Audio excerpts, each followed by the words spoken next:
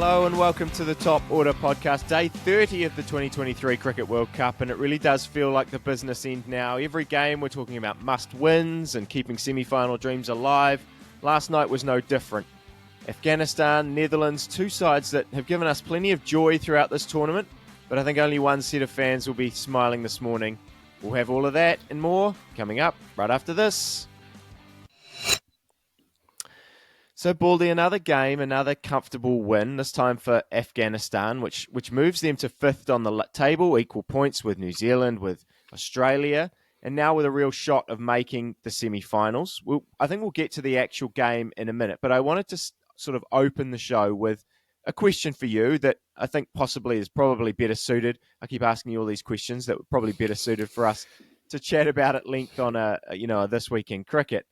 But I think there was a bit of chat on our socials yesterday about, after the India-Sri Lanka game, about, I guess, the one-sided nature of so many of these games. And I sort of wanted to see if you had any thoughts about why that's happening, because, I just think in a tournament where generally we feel like any side could beat any side, we're having so few close games, and it just seems a bit weird to me.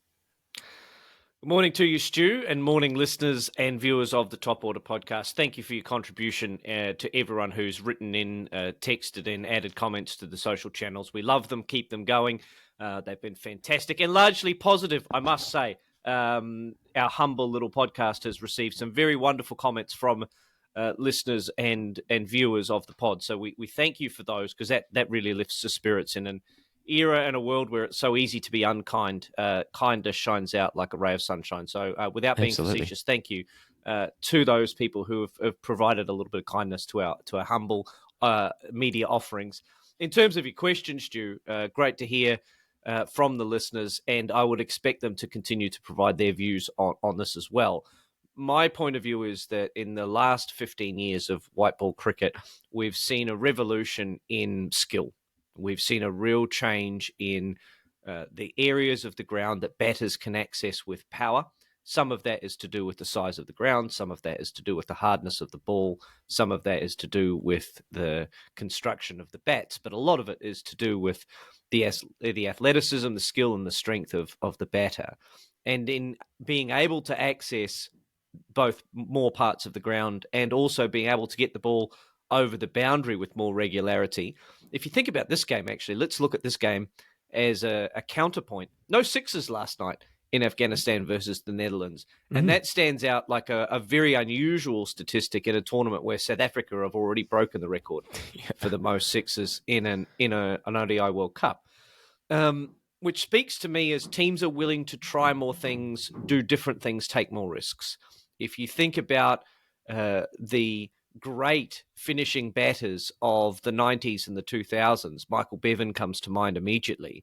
His great skill set was hitting the ball into the gaps and running hard and getting twos, whereas now great finishers are able to clear the boundary with regularity and score 40 or 15 balls. All that is to say that cricketers nowadays are prepared to take more risk.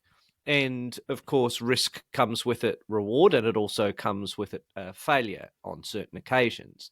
And I think teams are much more willing now, whether it's through their increased skill set or they're looking at analytics more, and the analytics are saying, well, 60% of the time if we do X, then the result will be Y, that they're prepared to take those chances. And that means that there are more high-scoring matches. I can't remember who it was in the Crick Info Press wrote a great article about the closeness of ODIs when the ODI score is between 250 and 275. That scoreline produces by far the closest ODIs, and also the balance of teams batting first and batting second in terms of winning the match. So when teams are prepared to go for it to get 350, the corollary is that if they take all those risks and they don't come off, there's not a lot of backup, and they end up all out 180, 185, or 220, whatever it happens to be. So I think the preparation or the preparedness to take risk results in there being a gulf between sides that can chase 350 or can get 350 and then bowl sides out for a middling score. That's my view, but I think it's worth unpacking definitely in more detail in This Week in Cricket, and with feedback from our listeners and viewers as well.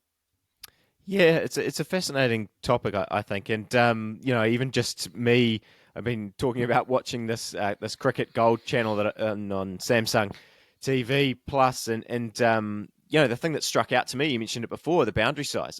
Watching those old games in Australia, the boundaries.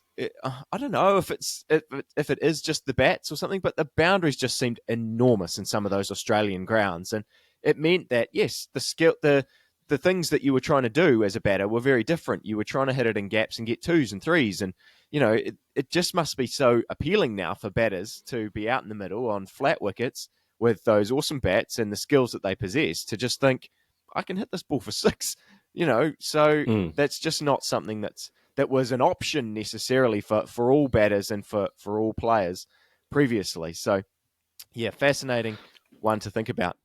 100%. And I agree with you. I sat down with my son last night and my daughter over dinner, and we watched 5 or 10 minutes of Cricket Gold before the ODI World Cup cricket came on at about 9.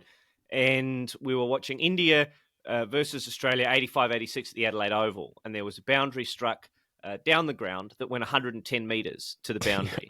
Now, that's further than any six has been hit in the World Cup so far. I think the furthest six, I should say, has been 106 metres. So when you think about those dimensions, and that six went 2 tiers back into the stadium, grounds these days are much smaller in that the boundaries of natural boundaries are brought in for safety reasons. We have the rope marker. You used to be able to stand on the fence to catch the ball. So the required distance to hit a six in those days is much, much further.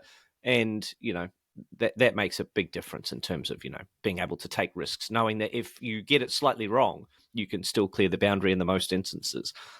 Let's talk about Afghanistan versus the Netherlands, Stu. Let's get to the main fixture of this missive between us this morning. I looked at the scorecard. I was quite incredulous at the number of unforced errors from the Netherlands last night. They really did not shoot themselves in the foot, but they didn't give themselves the best chance of posting a competitive score, did they? I think they did shoot themselves in the foot. I think that's a fair way to describe it. I mean, we're talking about this game didn't end up being a close one, but actually it was shaping up that way in the first 10 overs. The Netherlands, well, I would say actually, I think Afghanistan bowled very poorly in that first part of the match. The first 10 overs, they only bowled Mujeeb and Faruqi, which I thought was curious as well because neither of them were kind of getting it right, I don't think. I mean, Mujeeb, I love watching him as a bowler. Every time I see him, actually, I kind of marvel at the fact that the skill that, you just talked about the skill that the batters have. The skill that Mujeeb has to be able to bowl the ball out the front of his hand, the side of his hand, the back of his hand, and all the different variations is for me as a spinner, just a joy to watch, really. But, then he just wasn't really getting it right. He was bowling all of those different options. Sometimes I think he might be better served to kind of pick an option and what's best suited for the conditions and bowl them over and over again. And yeah, there was a lot of league side deliveries, and Max O'Dowd in particular was taking full toll of it. And the Netherlands were 60 odd off after their first 10 for the loss of only one wicket. They were shaping up for a big score, putting themselves in a great position. And then all the runouts just started happening, and it was just calamitous, really. Like, you talk about risks, and they were just risks that didn't need to be taken because they were in such a good position. To be fair, Omarzai, great run out to get Max O'Dowd, hits the stumps from, 50, 60 metres out, hits them direct, and, anything but a direct hit in Max O'Dowd would have been safe. But from there, it just got worse and worse. Engelbrecht ran out Colin Ackerman. I think, largely probably I would say his fault. Scott Edwards comes down the wicket, trying to be positive, just gets in a big tangle and I think they called it run out, but essentially it was stumped. It sort of comes off his body, keeper grabs it, and he's out. And yeah, it's sort of, I think 70 odd for one turns into 97 for five, and the game is pretty much done and dusted from that point on. Absolutely. It was an unfortunate combination of recklessness and confusion that led into 4 calamitous runouts for the Netherlands, and they were never at the races against an Afghanistan side that, again, very disciplined, even though the Netherlands raced to 70 for one. They didn't kind of drop their bundle. They picked 4 spinners for this game. The 4 spinners bowled really well.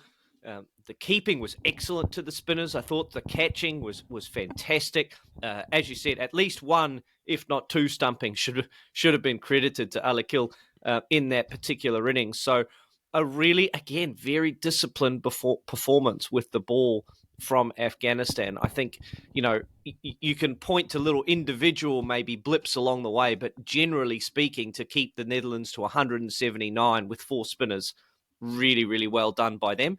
And then, same story on the other side of the coin. Afghanistan's middle order has provided some really, really professional, measured, very disciplined, workmanlike chasers that have made this look like a very, very easy canter to victory. 180 is not an easy score to chase 3 down. No. I mean, I think any side restricting the others to 180 is going to feel like they should do it very easily. But they did lose a couple of wickets early on. They, Gerbarts gets out early, caught down the leg side, and then Roelof van der Merwe, I swear he gets a wicket first ball, or at least in his first over, almost every time he comes on to bowl in this World Cup. But maybe it's only happened twice or something, and it's skewing my memory. But yeah, picks up Ibrahim first ball, and suddenly 55 for 2 after 10 overs, and they're behind where the Netherlands were. But I think not remarkable, because that probably undersells Afghanistan. But the thing that's sort of stood out to me about this Afghanistan performance during this World Cup is that it's often been different players standing up. And, Afghanistan, we are always, inevitably you talk about Rashid Khan. And I think during that 10-over period when the Netherlands were going well, Rashid Khan went off the field, and suddenly all those alarm bells were coming. And actually striking, going back to the fielding, striking when he came back onto the field after 10 overs, he got all the Afghanistan players in a huddle, and it, sort of a remarkable kind of thing. You don't see that, and I don't know if you should kind of see it during a game, because the umpires started to get a bit annoyed about the time that it was taking, but got all of them into a huddle, and whatever he said obviously seemed to work with the way that panned out. But it's often been some of the players that maybe the worldwide media don't really cover that often, that have been so significant for Afghanistan. And the 2 batters that did it today are 2 great examples. Rahmat Shah and Hashmatullah Shahidi, both of them now, near enough, have got 350s on the bounce. Rahmat Shah has, and Shahidi, I think, for him, he hasn't been dismissed for the last 3 games. And on the bounce, he's gone 56 today, not out, 55 against Sri Lanka, not out, and 48 against Pakistan, not out. So, these guys are, we talk about Gerbarts and the excitement that is up the top of that Afghanistan order, but they've just been held together by these 2 players, and Omarzai has contributed as well. So, yeah, they've just had contributions all out, and now they put themselves in a position where absolutely they could win at 1 or 2 of these next 2 games and be right, be in the semi-finals, which would be a huge effort. I know people keep saying you're sort of underselling Afghanistan, you're by saying that they shouldn't be in the mix for the semi-finals, but it would be quite a remarkable effort if they can beat Australia or South Africa or both of them and get themselves in these semi-finals. It's been a remarkable team performance from Afghanistan, hasn't it? You only have to go and look at the most runs, most wicket charts for this World Cup. And, the highest run scorer is Shahidi at 14th, and then Rahmat Shah is 18th, and then you've got sort of 3 guys just outside the top 20. None of the Afghanistan bowlers are inside the top 20 as far as I can see in terms of the most wickets chart. So it has been a real all-round effort from Afghanistan to this point. And they've just had such wonderful contributions, as you say, throughout their top 5, top 6 in a World Cup where opening batters have really dominated. De Kock, Kohli, Ravindra, Warner, Sharma are all at the top of the run scoring charts, all batting inside that kind of top 2, top 3. Afghanistan have had some fantastic contributions from their 3, 4, 5 in this World Cup, and they sit now with 2 games to go on 8 points, same as Australia, same as Pakistan. Same as Australia, same as New Zealand, ahead of Pakistan. who have 2 games to go against New Zealand and England. And now they're putting tremendous pressure on Pakistan in particular, but also Australia and New Zealand, who have games coming up tonight. They have been just incredible in this tournament. They have, and again, I think Rashid Khan is someone we talk a lot about for Afghanistan, and I mean he's played okay, but he hasn't been the standout for them. You nailed it. It's been an absolute all round team performance from them, and that's got them to this point. And yeah, you say putting pressure on these other sides. That's probably a good segue into what happens tonight, because I'm certainly feeling the pressure as a New Zealand fan. Well, you think you're feeling the pressure. We've got an England side now that has nothing to lose. We've got teammates who are retiring. That always brings a bit of an emotional lift. We've just received word that Ben Stokes is going to have knee surgery, so this is his last couple of games of cricket for a while. We've got Australian players falling off of golf carts, going home for family issues, and we do wish the Marsh family all the best dealing with that personal issue that Mitchell's dealing with. But there are 2 really big games of cricket tonight. New Zealand against Pakistan for what looks to be, to me, a must-win game, Stuart. Is that how you're seeing it? Talk me through it. I think so. I think maybe a couple of days ago, before that South Africa game, obviously I wanted to win and wanted to secure those spots, but I think that there was realistic expectation that New Zealand could lose to South Africa, lose to Pakistan, beat Sri Lanka, and still make the quarterfinals. That is obviously still a path that could happen. But I think with the way that they lost to South Africa, the heavy defeat, the hit that they took to their net run rate, and Pakistan kind of getting their net run rate back up a little bit, they're now within striking distance. And those run rates certainly, I don't think you want to be mucking around with those anymore, because Afghanistan is close, Pakistan is close enough. So, I think that if New Zealand want to win, want to be in these semi-finals, this essentially feels like a quarterfinal. It has that feeling about it to me. And New Zealand, we're in a bit of disarray, to be fair. It felt like we were playing really good cricket, even in the losses to India and Australia. They weren't, there were missed opportunities, but they were competing very, very well against 2 good sides who we respect a lot. But, now with all these injuries, Matt Henry has been ruled out officially now of the tournament. Grade 2 hamstring tear. Kyle Jamieson remarkably jumped on a plane almost immediately after playing in the Plunket Shield and is now slated to be available for this game tonight against Pakistan. With, I guess some positive news is that all the other injured players appear to have trained yesterday. Kane Williamson, Jimmy Neesham, Mark Chapman, Lockie Ferguson. But I just have no idea what the makeup of the side is going to be. I find it curious. I had a bit of a chat with one of our listeners the other day on socials about how Ish Sodhi is sort of just hasn't featured in this tournament, and he's someone that I kind of thought before the tournament might be in the lineup every single game, with the fact that we're in India and spin is a key factor, and it just hasn't.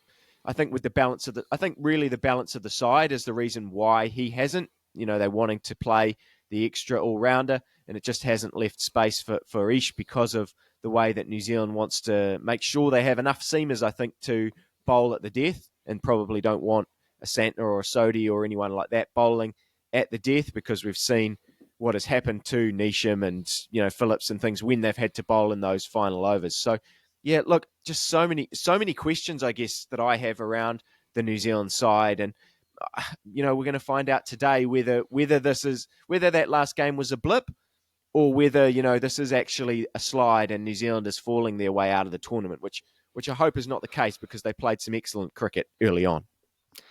It's going to be really interesting to see which team picks up from their recent form. You did mention in New Zealand having had 3 losses on the bounce now. They've lost to India, Australia, and South Africa. India and South Africa, quite clearly the 2 most informed, most destructive sides in this tournament. So they are coming off the back of 3 losses, but they are looking at an Afghanistan side who has only won 1 out of their last 5 games. Pakistan, yeah. They've lost to India, Australia, Afghanistan, and South Africa. So 3 of the 4 same teams that New Zealand have lost to in their most recent 5 slate of matches. The only win they've had in that slate of 5 is against Bangladesh, who New Zealand took care of earlier in the tournament. So I think both of those sides are reeling from the fact that their top 4 rivals have all sort of given them not a toweling up, but they've lost all 3 games. So this is super important for New Zealand and for Pakistan. If Pakistan are any chance of qualifying, I think they really have to win tonight. New Zealand can put one foot in the door by beating Pakistan, and it's the same case for Australia. If Australia can beat England tonight, they then have 2 games in hand against Afghanistan and Bangladesh to cement their semi-final spot, if you like. But they're playing against a wounded England side that really has nothing to lose at this point. And England always get up for games against Australia. And I think that is a real concern for us, given that we're going into the game without 2 of our first choice 11 that we would have been wanting to play in this game. Yeah, look, I can't say any different than that, really. I mean, as Ben Stokes has said, England's been crap so far in this tournament, but his words, not yours, Stu. Exactly, his words, absolutely. And but I think that they will be absolutely up for this game. They, even throughout this World Cup, there's been all the banter about the Ashes and all of the stuff. The hilarious clip of Marnus Labuschagne being told that Bazball is in the dictionary now, and just it seems like these 2 sides just sort of can't let things slide. They both, so that Ashes series has certainly had an impact on both of them. And look, I think this is, I hope these are 2 cracking games. I mean, they really do have the potential to be, with especially, even the whole weekend with India and South Africa to follow. So, look, I hope we get them. I guess probably from a New Zealand point of view, I hope we kind of get a nice, comfortable win for Pakistan. Against Pakistan. My son's saying hello to me through the door. Don't know if listeners heard that, which means it's probably is time to wrap things up. Any final comments before we say goodbye for today, Baldy? No, it's a fantastic slate of matchups, I should say, coming up for the next 48 hours. As you say, we're treated to India, South Africa on Sunday night here in New Zealand as well. So, look, it's going to be a cracking weekend. Let's hope that, as you say, for the casual fan or for the independent viewer, they're all close games. I too hope for a comfortable win over England, as I always do. But it's going to be an exciting 48 hours of cricket here at the World Cup. And for all of the listeners and viewers, thank you again for tuning into the Top Order podcast. It's been a great morning here in Auckland, talking through the Afghanistan's 3rd victory on the trot in this World Cup over the Netherlands, and previewing very briefly Australia and England tonight, as well as New Zealand and Pakistan as well. Take care of yourselves and each other out there, and we'll see you again tomorrow morning on the Top Order podcast. Talk to you then.